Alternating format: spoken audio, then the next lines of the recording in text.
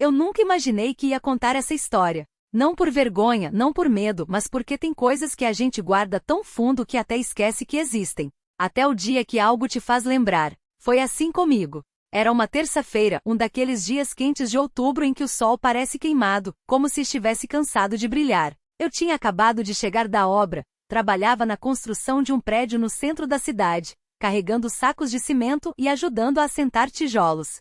As mãos doíam, as costas também, mas o pior era a dor no joelho esquerdo, uma coisa chata que vinha e ia desde que eu caí de um andaime uns anos atrás. O médico tinha me receitado um anti-inflamatório forte, diclofenaco e um relaxante muscular. Sem eles, eu mal conseguia dormir. Naquele dia, passei na farmácia da Congonhas antes de ir para casa. A farmácia era pequena, daquelas de bairro, com um balcão de madeira escura e prateleiras cheias de caixas coloridas. A dona, a senhora Maria, uma mulher baixa, de óculos e cabelo branco preso num coque, me conhecia bem.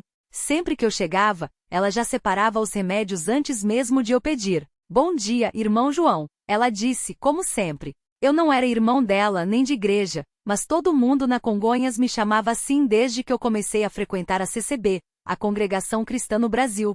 Não sei porquê, mas as pessoas associam a gente da igreja a uma coisa boa, como se a gente não fosse capaz de fazer merda também. Bom dia, Dona Maria. Os remédios, por favor. Ela pegou as caixas, colocou no balcão e começou a digitar no computador. Eu olhei o preço no visor. R$ 87,50. Não era pouco, mas eu já estava acostumado. Paguei com as notas amassadas que tinha no bolso, guardando as últimas moedas para passagem de ônibus.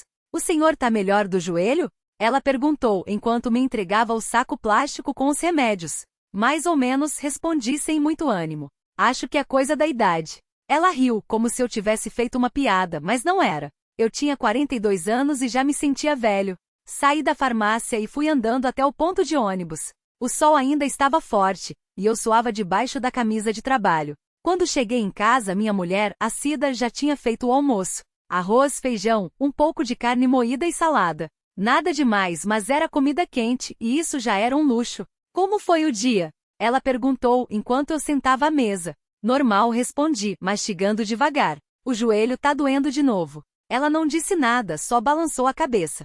A Cida era assim, quietinha, mas observadora. Sabia quando eu estava mentindo, quando estava escondendo alguma coisa. Mas dessa vez não tinha nada para esconder. Ou pelo menos eu achava que não. Depois do almoço, tomei os remédios com um copo d'água e deitei um pouco. O diclofenaco começava a fazer efeito depois de uns 20 minutos, e eu conseguia relaxar. Fechei os olhos e pensei em como a vida era repetitiva. Obra, farmácia, remédio, dor, sono. Às vezes, nos cultos da CCB, eu sentia uma paz diferente, como se Deus estivesse ali, perto de mim, aliviando um pouco o peso. Mas fora dali, a vida continuava a mesma. Naquela noite, tive que ir ao culto.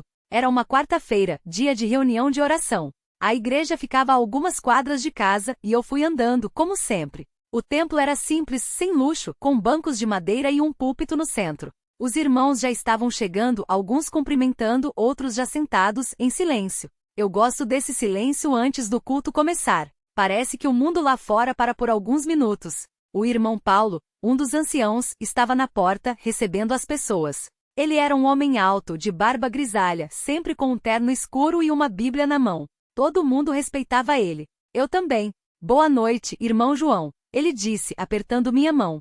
Boa noite, irmão Paulo.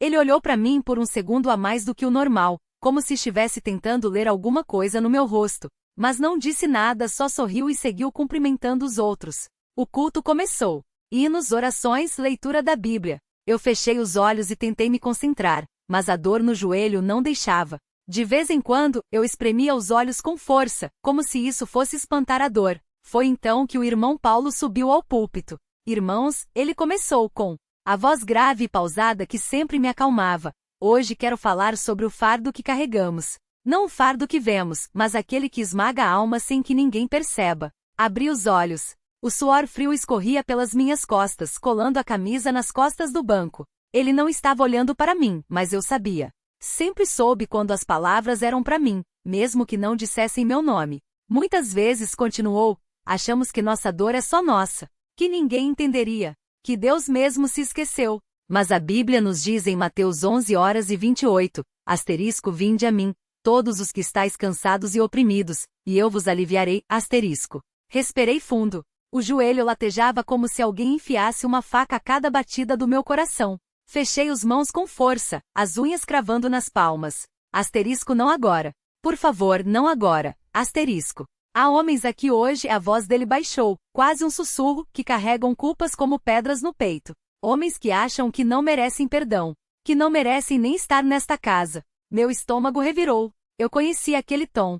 Era o mesmo que ele usava quando falava dos bêbados que apareciam na porta da igreja aos domingos de manhã, tremendo, com as mãos sujas e o cheiro de cachaça ainda grudado na pele. Ou das mulheres que chegavam com os olhos inchados de chorar, segredando coisas que ninguém mais ouvia. Mas eu digo a vocês, não há pecado tão grande que a graça de Deus não possa cobrir. Não há ferida tão profunda que ele não possa sarar. Alguém atrás de mim murmurou um amém.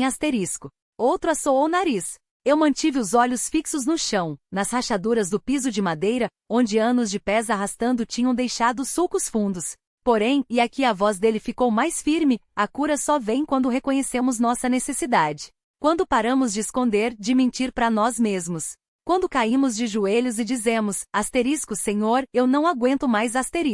O silêncio na igreja era tão denso que dava para ouvir a respiração ofegante da irmã Maria, 2 fileiras à frente, que sempre chorava nos cultos.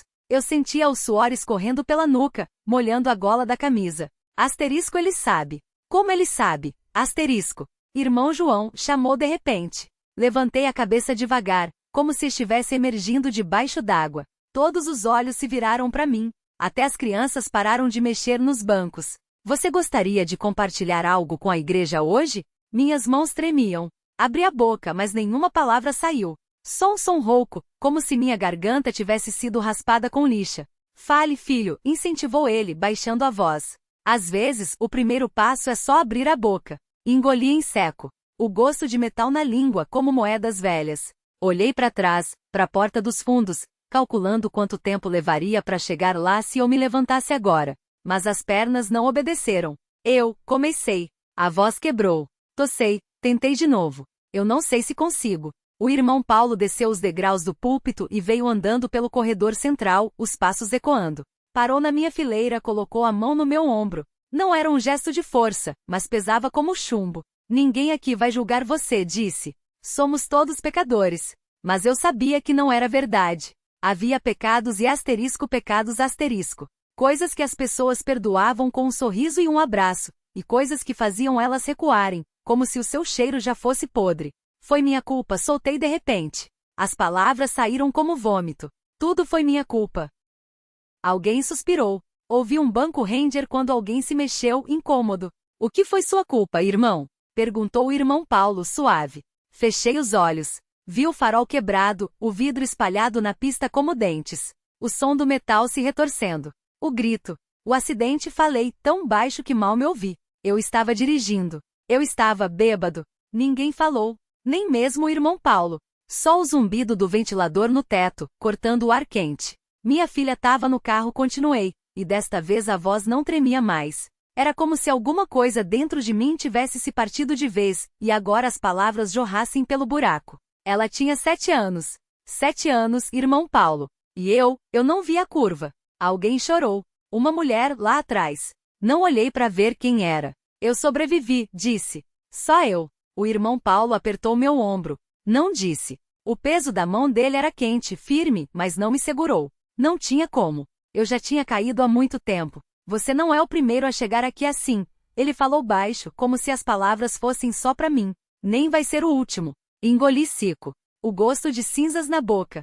Quantos anos faz? Perguntou. Contei nos dedos, sem querer. 12. 12 anos desde que o carro capotou 3 vezes na estrada de terra, desde que o cheiro de gasolina queimou minhas narinas enquanto eu tentava puxar a porta amassada. 12 anos desde que o médico me disse que ela não tinha sentido nada, como se isso fosse algum tipo de consolo. 12, respondi. O irmão Paulo assentiu, como se já soubesse. Talvez soubesse mesmo.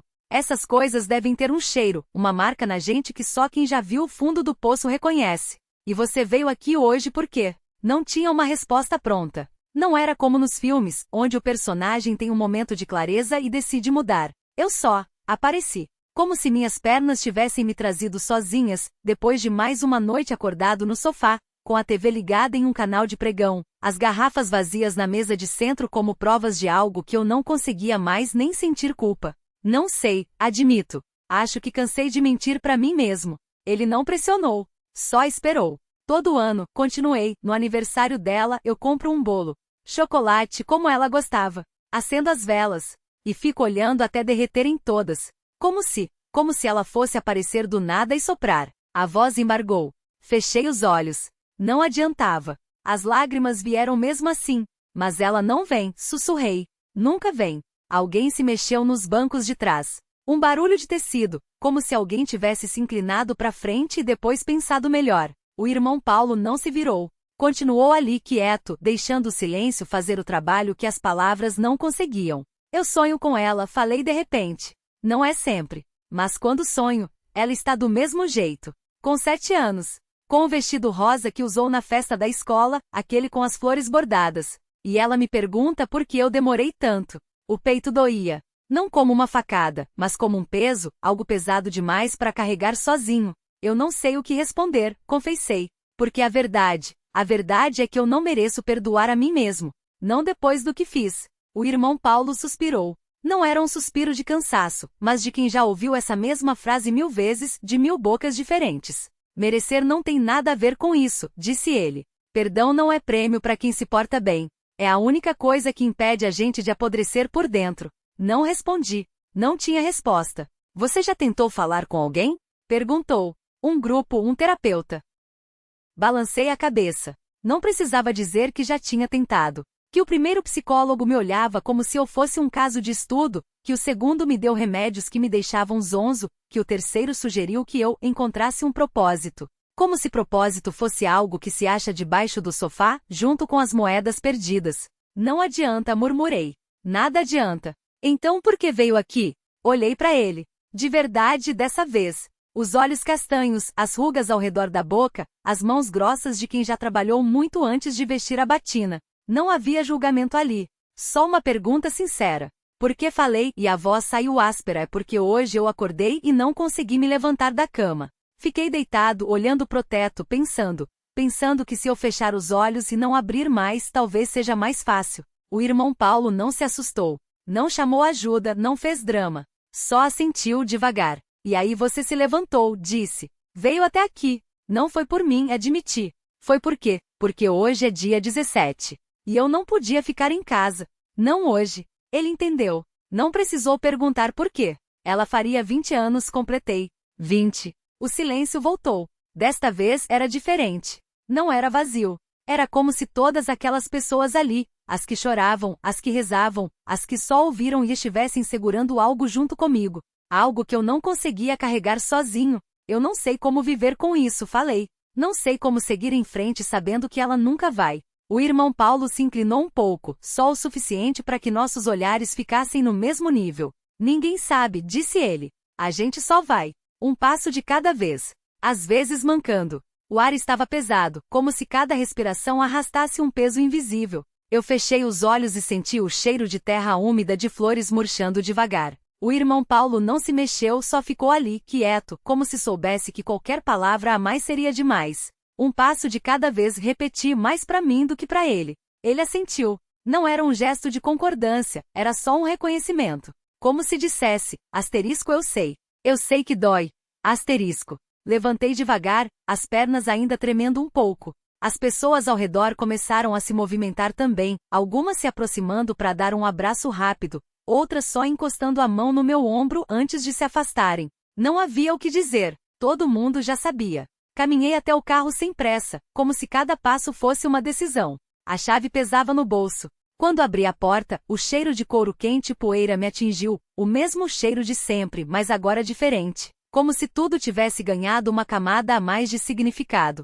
Sentei no banco do motorista e fiquei olhando para frente, as mãos no volante, sem ligar o carro. O cemitério ficava a uns 15 minutos dali, mas eu já conhecia o caminho de memória. Cada curva, cada sinal, cada buraco na estrada. Era como se o corpo soubesse para onde ir mesmo quando a cabeça não aguentava mais pensar. Quando finalmente coloquei a chave na ignição, o motor roncou baixo como um suspiro. Saí devagar, sem pressa, como se o mundo lá fora estivesse em câmera lenta. As ruas estavam vazias naquela hora, só alguns carros passavam de vez em quando indiferentes. Eu me perguntei como era possível que a vida continuasse normal para todo mundo, como se nada tivesse acontecido. Cheguei ao portão de ferro e parei. Sempre parava ali por alguns segundos antes de entrar. Era como se precisasse me preparar, como se aquele fosse o limite entre o mundo de antes e o mundo de agora. Desci do carro e caminhei pelo caminho de pedras, os pés arrastando um pouco. Não precisava olhar para o mapa, não precisava procurar. Sabia exatamente onde ficar. Ela estava lá, sob a sombra de um ipê que ainda não tinha florescido. A lápide era simples, só o nome, a data e uma frase que ela mesma tinha escolhido uma vez, brincando. Asterisco, aqui Jasquim amou demais. Asterisco na época, a gente tinha rido. Agora as palavras doíam como facas. Ajoelhei e passei os dedos sobre as letras. A pedra ainda estava fria, mas o sol da tarde já começava a aquecê-la. Tirou uma folha seca que tinha caído em cima do nome dela e a esmaguei entre os dedos sem querer. 20 anos, falei baixo. Você faria 20 hoje. O vento mexeu nas árvores, como se estivesse respondendo. Ou talvez fosse só o vento. Fiquei ali por um tempo, sem chorar, sem rezar, só, estando. Às vezes, era o máximo que eu conseguia. Não tinha mais lágrimas, não tinha mais palavras. Só aquele vazio que não era vazio, só aquela dor que não sumia, só a certeza de que não importa quanto tempo passasse, sempre ia doer. Quando me levantei, as pernas doíam de ficar tanto tempo na mesma posição. Olhei pro céu, que estava começando a ficar alaranjado, e respirei fundo. Até logo, murmurei. Porque adeus era demais. Porque adeus era para sempre. Voltei pro carro com as mãos nos bolsos, a cabeça baixa. Quando sentei no banco, notei que tinha deixado algo no painel. A foto dela, sorrindo, com o sol no rosto. Tirou do bolso sem pensar, só para ter certeza de que ainda estava ali. Liguei o motor de novo e saí devagar, como se carregasse algo frágil demais para balançar. O irmão Paulo tinha razão. A gente só vai mancando. O asfalto quente tremeluzia à frente, as marcas de pneu antigas quase apagadas pela chuva de ontem. Passei pela placa de saída da cidade, asterisco Bom Jesus do Sul, 1987 habitantes asterisco, e apertei o freio sem querer. O carro chiou. No retrovisor, o cemitério já era só um borrão verde entre os eucaliptos. Mas eu sabia que ela estava lá, debaixo da sombra daquela gameleira que a gente brincava que era um guarda-chuva gigante. Um carro buzinou atrás. Pisquei, acelerei. A estrada engoliu o resto. No rádio, uma música antiga falava de reencontros. Mudei de estação. O silêncio doeu menos.